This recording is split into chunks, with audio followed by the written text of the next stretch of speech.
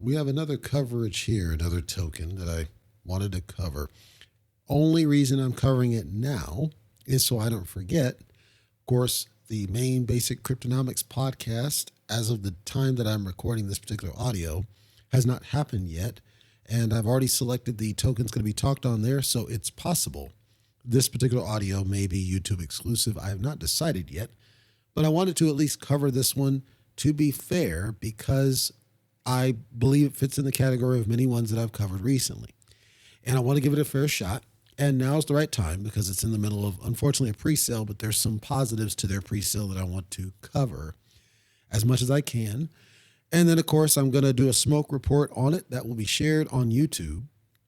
And I may do a follow-on depending on how it goes. I'll watch it, see what the deal is. Before I get to that token, I want to cover Libero again. And when I say cover Libero, I've already covered the main token and it hasn't changed. But the ecosystem has had some changes I don't think people are aware of. And I want to make people aware of what's changed in the ecosystem for Libero because it seems like there's a lot of misunderstanding with the tiers, with all these different type tokens. From what I can see, Libero is actively doing things that make them stand out in a crowd that the others can't touch yet. So for those that didn't know, Libero is currently the only one of the three main ones, that being Titano, Libero, and SAFUU. Libero is the only one that has a completed CertiK audit. You can go to CertiK site and you can see the audit results. They got a very high score. And the only things that were called out were the things that every contract fails, which is around what the owner can do. But they got a very high score on the audit report. They're the only ones with a completed CertiK audit, and they're very proud of this. Libero did a Times Square banner. That's the reason it just did a bull run recently. It did a major Times Square banner, right? I believe it's right above the NYPD building. Whole big, and it fits, right? Because you have the Statue of Liberty, New York, right? So I think their marketing message was very strong and timely in how they did it. Then there's cameras you can see for Times Square, and you can see on the camera to prove that, yes, this banner did run. And unlike what Satama did, they actually made their banner very generic in this is what it is, this is APY, and here's our site. They didn't promise, download this mask now. They didn't do anything that would harm the project. Instead, they did a banner ad that would naturally entice people to at least take a look at this. And it seems from the team that they were able to get a lot of sustained traffic. But in addition to this move with the New York Times Square deal, they did an airdrop, and the airdrop was around Binance USD. So it's a stable coin that they distributed, which means it didn't hurt the project any because it was based on money that was already in the pool available for the airdrop. I don't necessarily agree with the way they calculated it because I don't think they have enough holders to have done it the way that they did it. I understand why they did it the way they did it, but I don't agree with it. They did basically, as I looked at it, it helped me better understand the rebase methodology that they're using and why it seems like it's so good at holding its value. So in traditional rebasing tokens, I want to break that down. In traditional rebasing, the amount of tokens that sits in your wallet literally changes. And you see it in your wallet changing. And this was a big problem early on because people would freak out. You would have millions and millions or billions and billions or trillions and trillions in your wallet, and all of a sudden it goes down to like 1,000. You're like, what the heck's going on? This one, it's different because this one, the number of tokens that you hold actually doesn't even matter as far as what you see in the wallet because they have a share percentage. The share percentage is what you see when you go to their dashboard on libero.financial. And in the dashboard, it'll tell you, here's the percentage of your share of the total. So across everybody that's in the project that holds at least one of these tokens, here's the percentage of what you have, your stake, according to everybody else. This percentage then is what's getting rebased. So every time they do the rebase, this percentage increases. Every time there's a burn, this percentage increases. It's always a positive change. So what that means is that your stake is consistently increasing in value behind the scenes, even if it looks like your tokens, obviously you're getting the reflections, but you don't see the behind the scenes rebase that took place to store your value. So the value that they know of what you hold is different than what you see in the wallet because of the total supply and the difference between the supply that's circulating and the total supply as all these transactions are happening. In comes Libero Bank. Libero Bank is their form of staking. And the way they built this, I can't think of any other token project that has done it like this. It's what SHIB should have done in the Shiba Inu ecosystem. It's what they should have done.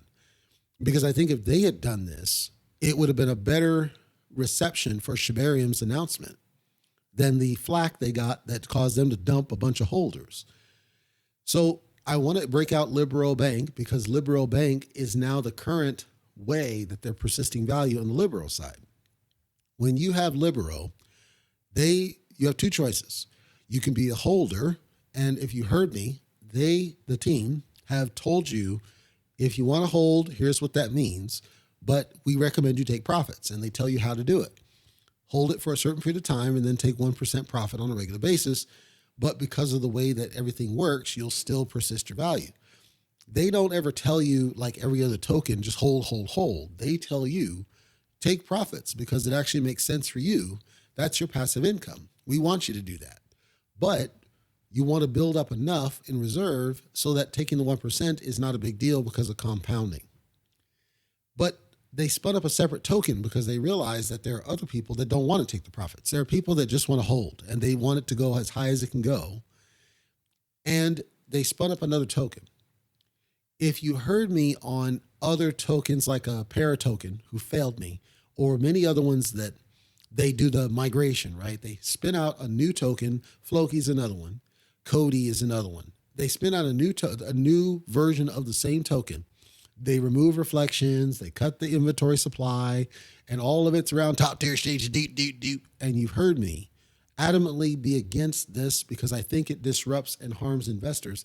And every last one of those ones that have done it has never been the same. Every time they make those changes, it's always kind of trash the token. So the Libero team acknowledged that there's things that they'd like to do to appeal to both sides. You could have people that want to hold and generate long-term, and you have people that want to take for profits.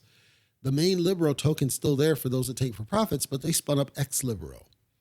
xLibero, the only way you can get it is by staking your Libero in their Libero Bank. And depending on how long you stake it, it gives you a percentage equivalent of the xLibero. So like a promissory note based on your Libero. And then after a period of time, you can then withdraw your xLibero, the value from it. The maximum hold period then for the Libero is 4 years. And you're like, that's a long time. Yes, it is. That's why they give you the xLibero. That's why there's a vesting period for the xLibero. And then after that, you can cash off the xLibero and then start doing profits off that one as a secondary token.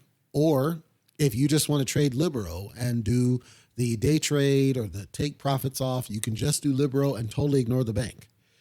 The bank's sole purpose in life is to allow the stability of the project. The more people that stake in general, the more people that stake tokens increases stability of the project because you're taking those tokens out of circulation, active circulation. They're no longer being circulated and bought and sold. You do want buys and sell activity, though. You do want those regular transactions. That's what triggers the burn. That's what supports the reflections. That's what supports everything else that happens. But the way that they did this, when you do the xLibero, it has a more heavily constrained inventory. The other project I thought of that should have done it like this is EFT Fan Token. EFT Fan Token, when it first launched, had unreasonable levels of growth. It's never been the same. It literally crapped, and it never was the same. They do a new contract, they make some changes, and the new contract, it's nowhere close to what it was. And part of this was because Dell Crypto and others shilled it to hell. But then they spun up this EFT Fan Burn. The EFT Fan Burn, the way they described it, it has a constrained inventory, and it was supposed to be performing burns against the ETH Fan Token. But I think a lot of people that were in ETH Fan Token took it as somewhat of a slap in the face because you're still holding ETH Fan Token.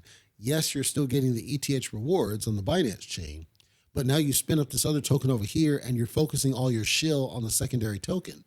And there's no direct connection between the two.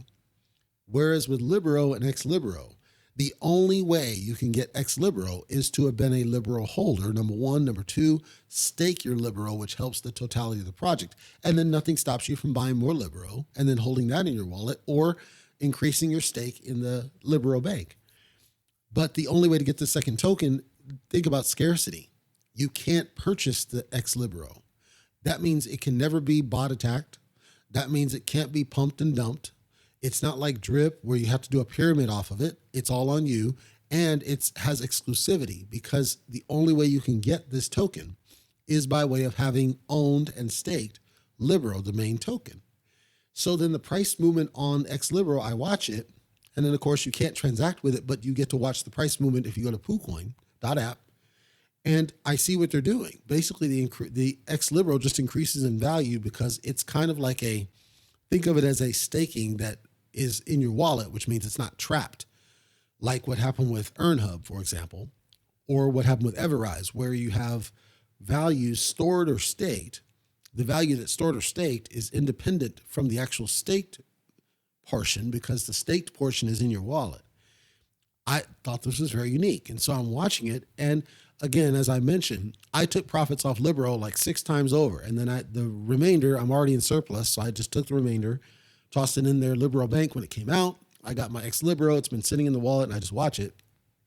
And then of course I have a little bit more Libero that I've gotten from rewards because when you stake the Libero, you get the xLibero immediately. And then on a regular basis, you get Binance USD rewards. And you also get additional Libero rewards. And you can compound the Binance USD and do a buyback. So basically that's a tax-free purchase of more Libero. Plus you get the Libero rewards. You can add that. It's all compounded. And so as I'm watching the chart movements of all the Libero holders, it's clear that the vast majority of them are taking advantage of this, which is what Everrise did. Everrise tried to do this same thing where we are strongly encouraging people to stake your tokens. It's what SHIB tried to do and failed because SHIB never got strong support for Shiba Swap because SHIB struggled to market bone and leash correctly. Some people bought into leash just for the profit. It spiked like, I think, $8,000 at a point. But leash was never directly connected to SHIB like this one's doing, where what they should have done is, okay, as you hold SHIB, you'll get leash given to you, and then it has its own separate value. Instead, you had to buy leash. You can do the Shiba swap and stake your SHIB and then earn leash, but the ratio is like way out of whack. You'd only get like, $1 worth every 2 days or something. It was way out of whack. Here, you can get a lot of Libero just by staking your existing Libero. Plus, you get the xLibero that already appreciates in value. And as everybody else is going into the bank, it increases the value overall, which then encourages people to buy into the project because they see green candles. So there's a lot of psychological to the way Libero and Libero Bank work. The reason I explain that to you is so you understand, so far, of the main ones, nothing comes close to the way Libero did it. Because it's not just around the core token and a base rebase, it's around the core token and plus compounding, which they had, multiple levels of staking. You can stake your Thorium for Libero. You can stake your Epic Hero for Libero. You can stake your Libero for Libero. You can take and you can swap in their decks. You can swap for Libero. You can do all these different things tied to Libero. Plus they do the airdrops. Plus they do the buybacks for tax-free. So if you're already in the ecosystem, you're not getting constantly wrecked because you want to increase your bag. And then you get nailed with the same tax. You don't have to do that because you're already in the ecosystem and you could just buy straight off what you got as rewards. Enter Assent Protocol. ASSENT Protocol is the name of the token. AssentProtocol.com. Assent Protocol is, I would argue, they took what they saw out of Libero and decided to approach it from their angle and do basically the same thing. It's on the Binance Smart Chain. This one's in pre-sale, currently public pre-sale. They did a whitelist pre-sale. I'm going to get to that in a second. And then they did a public pre-sale that just started today and goes all the way through to, I believe it's Wednesday or Thursday, possibly Thursday. Now, the main difference between these two, the Assent Protocol does not give you an unrealistic APY. In fact, they tell you that their their APY is regulated by the Treasury, and by the Treasury, they refer to the United States Treasury. And if you're wondering how they're doing this, what they're saying is they have their own Treasury, and their Treasury is basically pegged, quote unquote, to the actual Treasury of the currency that's tied into this. So it means you're not going to see 150,000 or 300,000 APY advertised. You don't see that anywhere on the site. It's based on whatever the value of the stablecoin happens to be at the given time. Now, there's pros and cons to this. If you were to support what they're doing, it means you can more readily trust your rate of growth than you can with some of the other ones. In Libero, they're doing some magic under the hood with stable coins and reflections and the rebase and the staking and all these things to kind of force a fixed value. As a result, it means that volume is their greatest asset. In Assent Protocol, it's less tied to volume and more tied to just the general liquidity that happens. What do I mean? If we accept what Assent is saying as actual and true, and I have no reason not to, but if we accept what they're saying, it means that you could have people that intermittently purchase this guy, and it has a constrained inventory, and collectively between that, because of the fact that it's pegged to known stable assets, it should preserve value. And you're hearing me use quantifying verbiage, and that's because it's not out yet. We have to wait till it's out until we know for a fact. But it's the way that it's doing stablecoin and pegging to the stablecoin should, in theory, keep it to the point that everything is on the up and up as far as the value that we've got going on.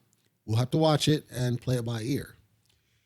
It was audited. It's using a firm called Obelisk. I've never heard of Obelisk audits at all, but it looks like that it's primarily code based, as in, like Solidity or others that are code type audits, which I'm never a fan of. I like to have functional audits. What's the community sentiment? What is this and that? So they don't have, to me, it's all about code. They had some findings on it. Most of the findings are small things. We're not talking major, challenging, risky, that I think, things. They found a couple of functions that were of concern, and they said, okay, here's around the fees that, if you heard me on SAFUU, I called out fees. They call that out in this one, Ascend. And I'll give Obelisk's audit one good credit. Unlike Desert and Certic and some of the other ones, they'll tell you something's fixed, but they won't tell you how. They won't tell you what the response was. They won't tell you anything beyond this. The Obelisk audit, the one thing I like about it, I'm going to add it to my list to look at. They'll tell you what the recommendation is that they made of the finding, and then they'll tell you what the response was from the project team, so we can understand how did they respond to this finding? What was their outcome? What did they decide to do about this issue? I love this. I do love that, because it lets us analyze, is there a response full of crap, or is it a true good response and we should feel more confidence? So I'll give you an example with this trading fee business. The problem that they were calling out, the audit firm, is around the fees and how the fees get distributed to the different wallets. So if you have a fee of, let's say, 30%, and then of this 30%, let's say you get $1,000 in fees, what they said was, according to the way the code's written, right now, basically $250 would go to the liquidity, and 75% would go to this address, this wallet address, and that's kind of concerning. Because if you were to, basically it means you might be skimming off the top, as they call it, right? You could put in, like, your buddy, their wallet address, and then feed them 75% of the fees, although you promised that you were going to send, let's say, 50% to the liquidity pool, right? That was the concern. Their response was, we did that by design. This is on purpose, because of the way that they're doing the redistribution. They're doing it a little bit different than the tradition. They're basically saying, we're going to allocate the portion to the liquidity, and we're going to allocate this one to a different wallet. This wallet then would be redistributed to all the other holders. And then there's another line that talks about why and how they're going to do that. Okay, no problem. I understand what they're saying. I can look at the code and I can see that looks like kind of what it is. but now we can hold them accountable. Now we can test when it goes live, are you truly redistributing like you said? Because if they have the wallet directly in the code, that address, and we can find it, we can look at blockchain directly and see where the money's flowing. That'll help us identify if there truly is any kind of a scam. The other piece I'll call out that I thought was good is they do have comments in their code, unlike SAFUU. I thought that was great. Very, very good. They had a couple things that they called that were small things like redundant code. They removed those, all cleaned up. There was one function where it would have resulted in a zero-based error, which basically means if you have 500 of something and you say, give me 600, it's not going to work because you only have 500 of something. You have to tell the code, okay, if this is greater than whatever's total in there, you should return a message that was missing. So they fixed that in the code. That was good. There was another one, same thing. It's not same, but it's very similar about the zeros.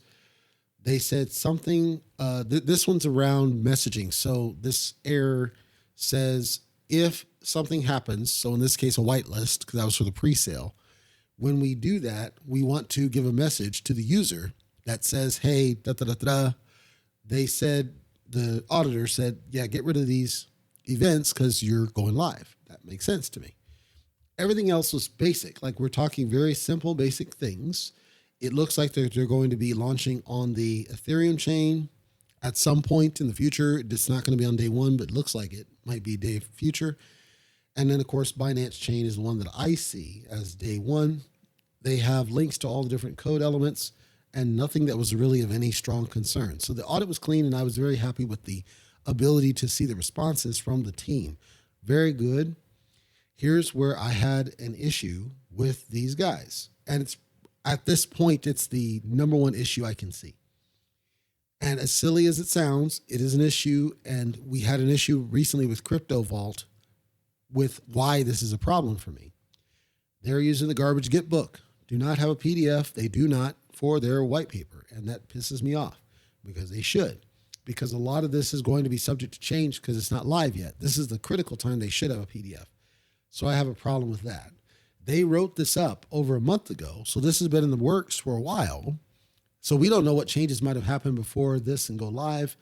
But when it goes live, chances are they're going to make some changes. I want to see a PDF. I don't see a PDF.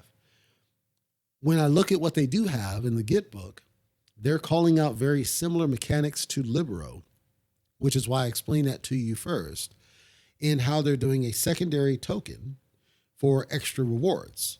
So you do there's a treasury that they're going to build, and in the treasury that they're going to build, you can stake, lock them in there, and then you'll get this secondary token, and it'll keep the way they're doing it, which is slightly different than Libero, is that the secondary token is going to increase in auto compound. In Libero, there is somewhat of a growth, but it's not as defined, built to do that. You'd have to basically take the Libero that you earned and then relock it in there manually as part of you go into the Libero Bank dashboard, and there's a function you can do that. So you have to claim it, which is a little bit of gas, not a lot, it's like 12 cents.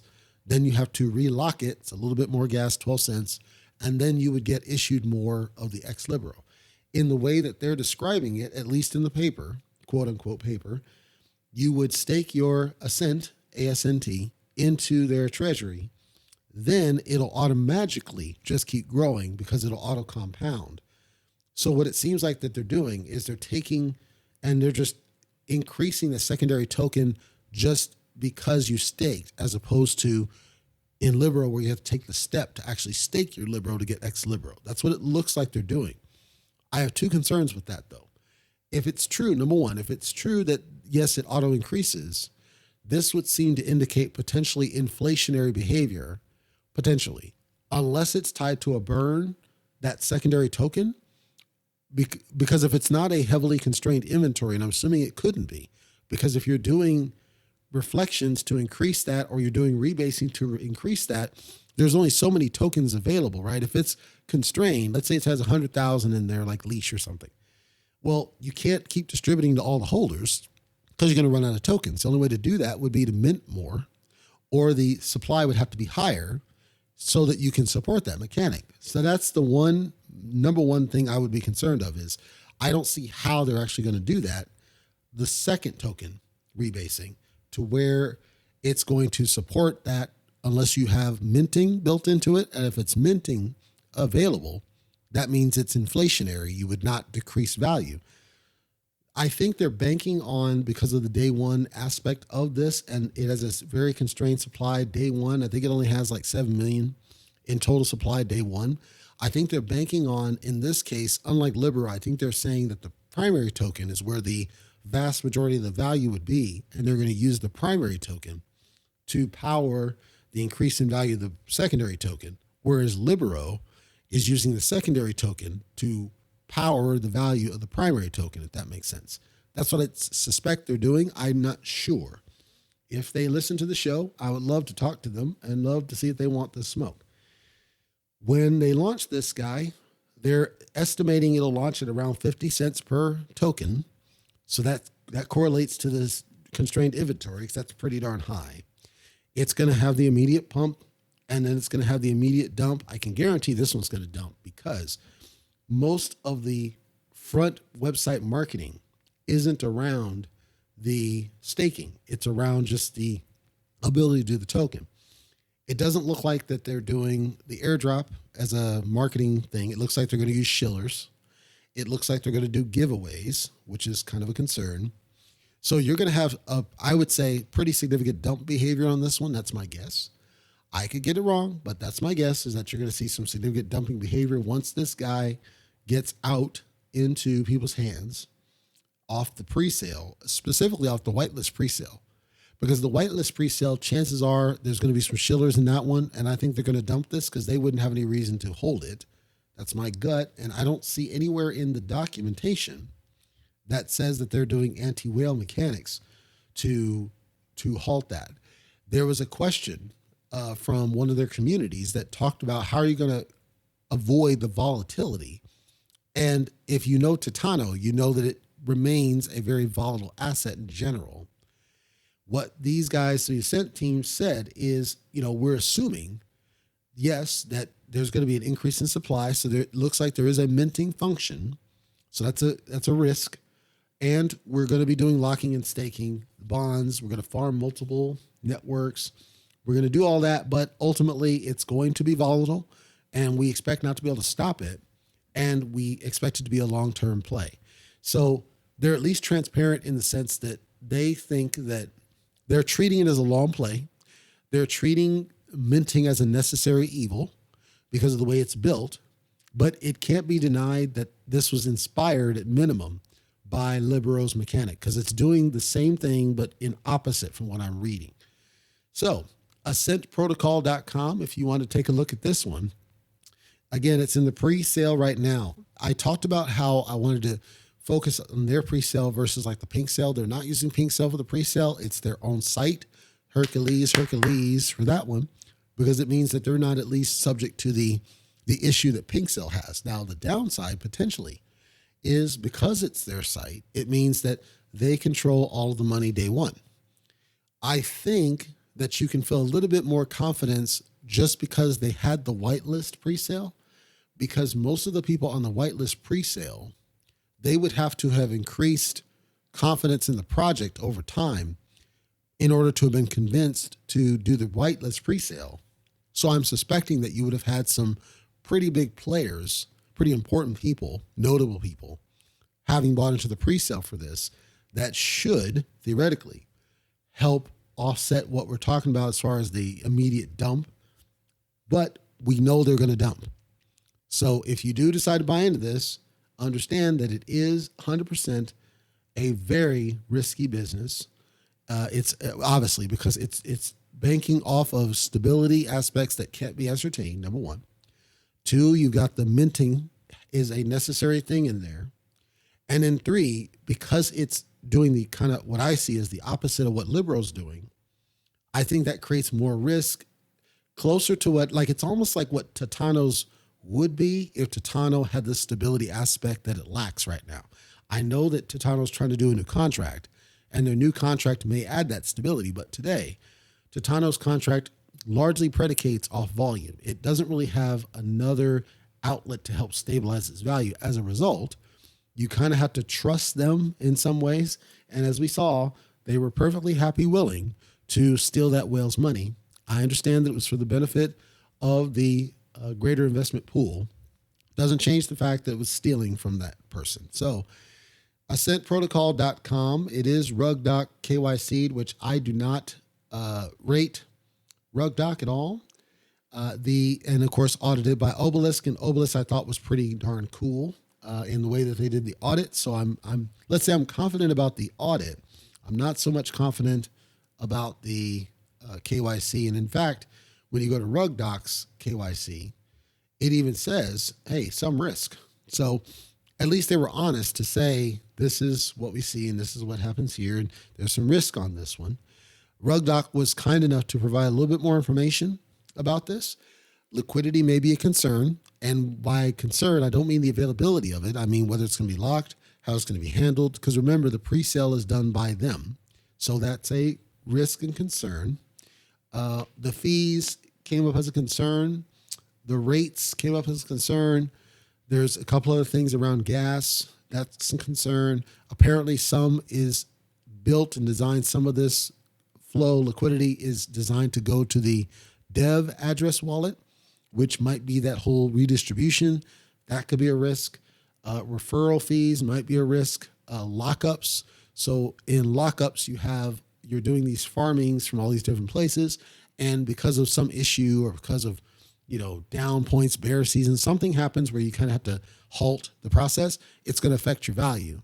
And so anybody that's doing the farming has that same issue. Multi-chain does it, Multiverse does it. All of them, Scary Chain, they all have the same risk. So that could hurt the value because they tied it to the primary token. That's why I said that it looks to me like they're banking on people doing the staking into their treasury to where the secondary token becomes the one that stabilizes the primary. But that assumes people are going to stake. And I think less people will stake in the short term because they're going to just basically cash out. Hopefully not. Take a look at it. See what you think on this one. I'm not telling you to buy or not to buy. As far as confidence, again, I'll let the smoke report speak for itself. I think obviously it's risky just because of the nature of the project. If I had to guess, I don't think that they're scammers at all. I think they're decent people. I don't think they're trying to rip anybody off. I think this is one where you would have potential risk of pump and dump. It's one where it looks to me like they're making assumptions that are going to be hard to put to the test, especially in a bear season where the pre-sellers might just dump the darn thing and leave. And I don't see anti-whale to prevent that from happening. If you buy later after it consolidates, this might be actually a good one to have in a diverse portfolio, possibly, because it looks like there's long-term potential to it. I don't see the same risk of them taking your money. They could very well rip off, for all we know, because the pre-sale being directly on their site, you're giving them money and they could take it. So if you choose to buy in, don't invest more than you can afford to lose. I recommend you don't YOLO into it. As far as holding, it seems like the project's not going to really succeed unless you do hold. I would still figure out a way later, if you look into the ecosystem, how to take profits off the secondary token if that's going to be the one that's going to be stabilize the value. Because if they have the minting and they start implementing the minting to some degree, it'll never be deflationary, which means that they're banking on more people buying into the project over time. And as we've seen recently, that doesn't seem to necessarily be the case. So it's up to you. Take a look, see what you think.